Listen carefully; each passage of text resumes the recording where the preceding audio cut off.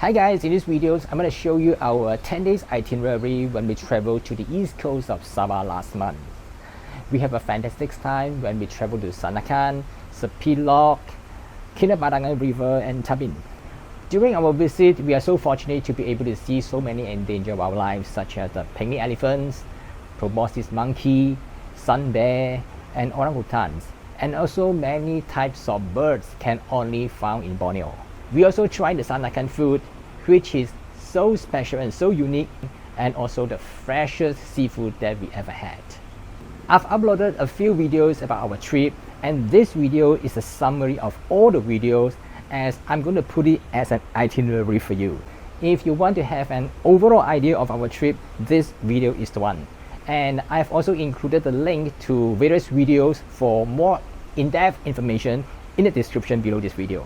So let's go. If you are a gastronom just like me, try to get a local to introduce to you some of the best and unique food you can only find in Sandakan. Here are the places that we have been to.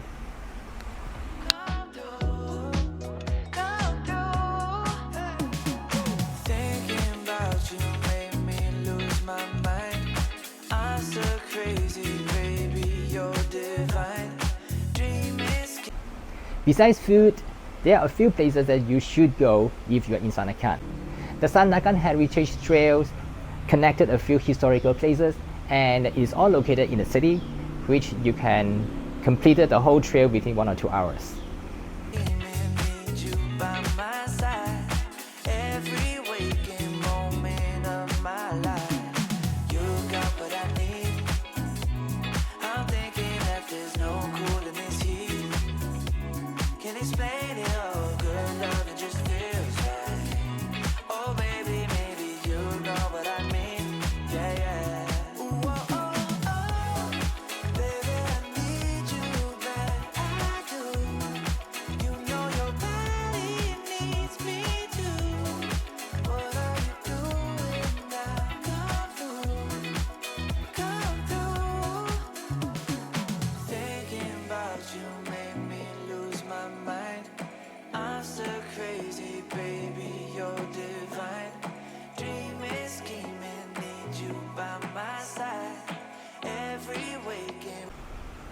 And don't forget to visit the Memorial Park.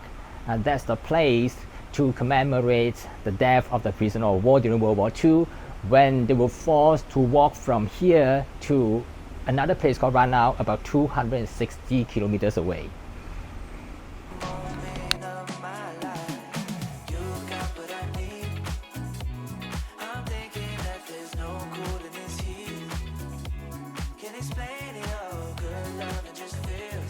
That's all the places we have visited during day 1, and we checked into Cheerful Jungle Resort, which is pretty nice. We have a good sleep, and let's move on to day 2.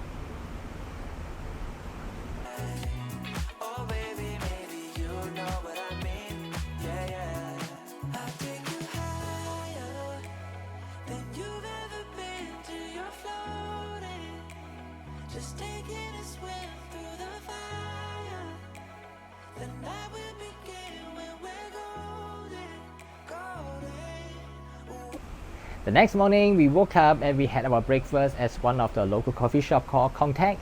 They were famous for fish ball and fish noodles. After that, we head towards the Rainforest Discovery Center. The center has a long canopy walkway, provided a spectacular view of the lush rainforest of the Cheerful jungle. We did have an unexpected encounter. An orangutan nearly chased us, and we had to climb up to the observation tower as quickly as possible. We were not sure why that wild orangutan was in furious mood, and along the way he tore down the posters. Never mind not seeing animals over here because we had a different kind of experience. If you want to see Proboscis monkey at close distance, go to Labok Bay Proboscis Monkey Sanctuary. Proboscis monkey are listed as endangered animals too. The sanctuary offered the opportunity to view the monkeys, which comes in twice a day from the surrounding swampy areas for feeding near a comfortable viewpoint.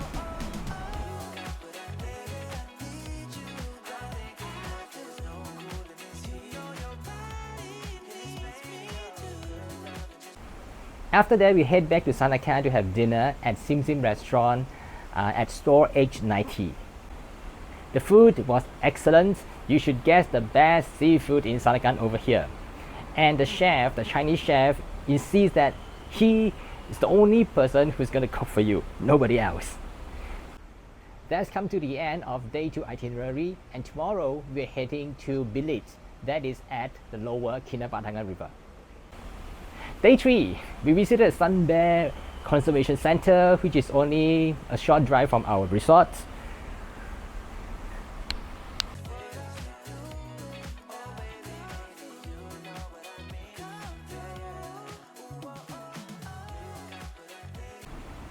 Sun bear are the smallest bear in the world.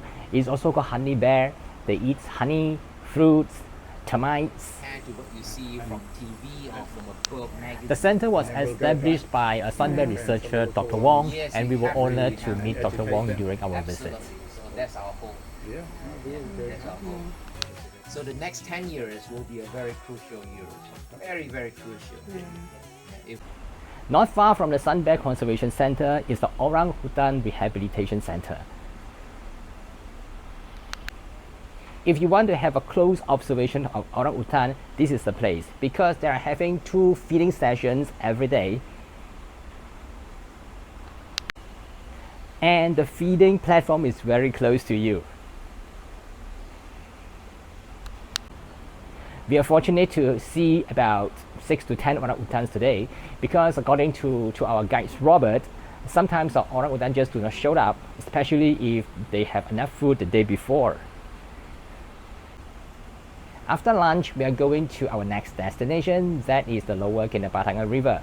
We are going to stay there for 2 nights and 3 days and looking for wildlife and birds.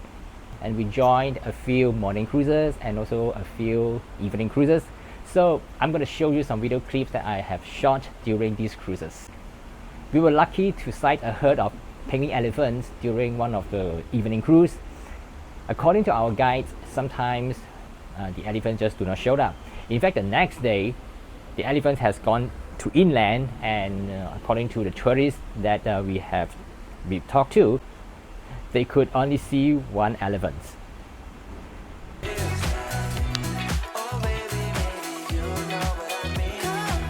We have seen the Proboscis monkey when we were in Sandakan, but this time we're going to see them again in the wild.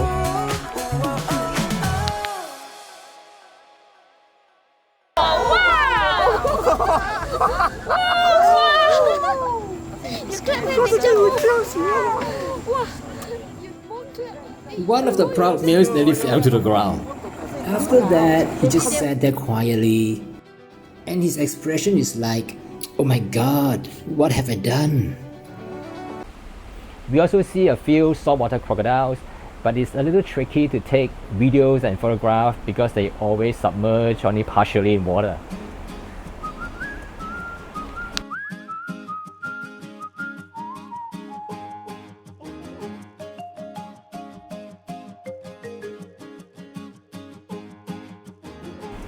And we spotted varieties of birds during our cruise.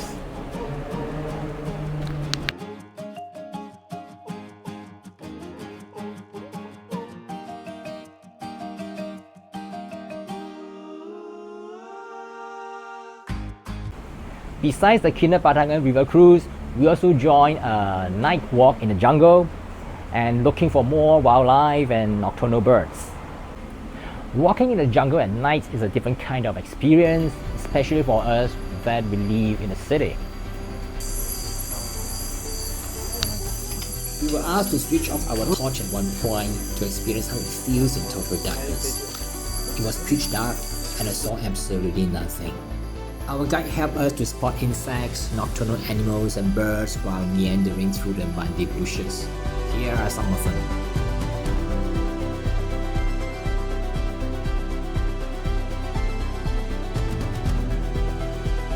The following day, we have another jungle walk during the day at the riverine forest.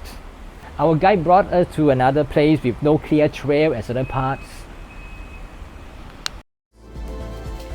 This area is swampy and the boots given to us comes in handy. There were not many animals we saw, but walking through the strawberry area was quite an experience. During our stay at Billit Adventure Lodge, we have a bit of free time during one of the afternoon, and the staff has arranged some activities for us. And they have brought us to the boardwalk around the lodge to look for some small animals, plants, explaining the name of the plants to us, and also some insects. They also taught us how to make traditional batik,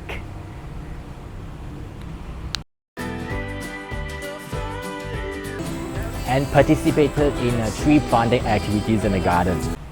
That's what we have done on day 3 and to day 5 at Billit Adventure Lodge at the lower Kinabatangan. So the following day, that's day 6, we are heading to our final destination, Tabin Wildlife Reserve. The first destination after lunch was the Lipat Mud Volcano. It took us about 20 minutes to reach the mud volcano. Along the way, we were lucky to spot a mouse deer. It acts as a salt lake and is frequented by animals and birds.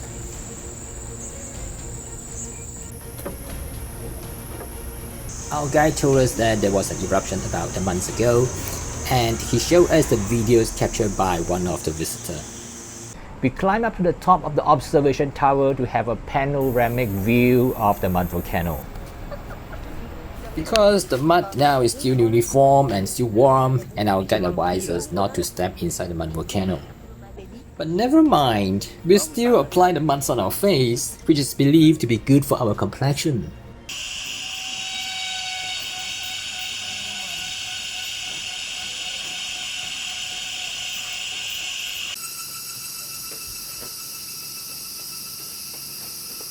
Day 7, in the morning, we walked around the reserve searching for more wildlife and birds. We spotted a crested serpent eagle and some butterflies dancing in front of our chalet. After that, we trekked through a muddy trail about 20 minutes to reach the Lipat waterfall.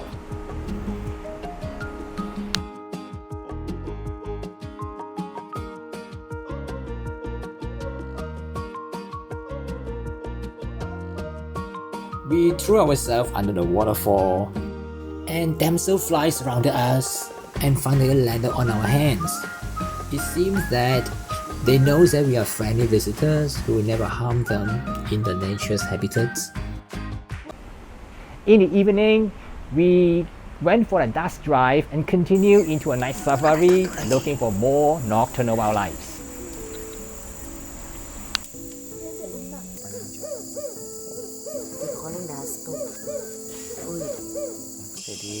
And we are so fortunate to witness a flying squirrels in action. We went for a dusk drive, come night safari in the evening, looking for nocturnal wildlife. This is when birds and animals come out looking for food. Our guide used his high-powered spotlight to shine through the tea bricks.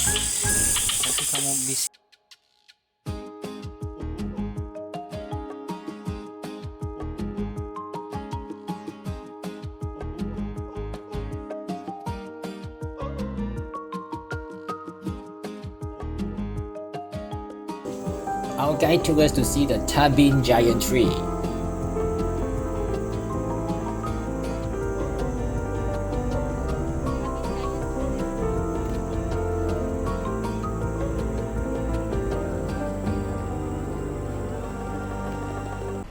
On day 8, we visited the Tabin Visitor Center before we head back to Sandakan. There are many pictures and posters in the center depicting different types of wildlife and birds and plants, and also interesting places in the reserve. We drove back to Sandakan and it took us about 4 hours on a bumpy road. We reached Sandakan about 6 p.m, so we went for dinner and then checked into the hotel to have a good rest. The following morning, Johnny's picked us up to have another round of breakfast. This time, we went to store H84 at Sim Sim village again. This store is famous for its century egg dumplings, the springy noodles called Dan Gong Min, and fried pork noodles. Finally, we transferred to the airport and heading back to Kuala Lumpur. That wraps up our 9 days trip in Sandakan. This itinerary is cater-made by Cheerful Tropical Wildlife Adventure. I've left the contact in the description below the video should you want to contact them. I've also created a summary of this itinerary which you can download from my website. The link is also in the description below the video. Besides the itinerary, I have also a few more articles which I have written about this trip on my website, which will provide more information and details should you want to refer. And if you want to watch other Sabah videos on this channel, please click the Sabah playlist on this channel, which I've written in the description. That's all for now, and I'm looking forward to seeing you in our next video.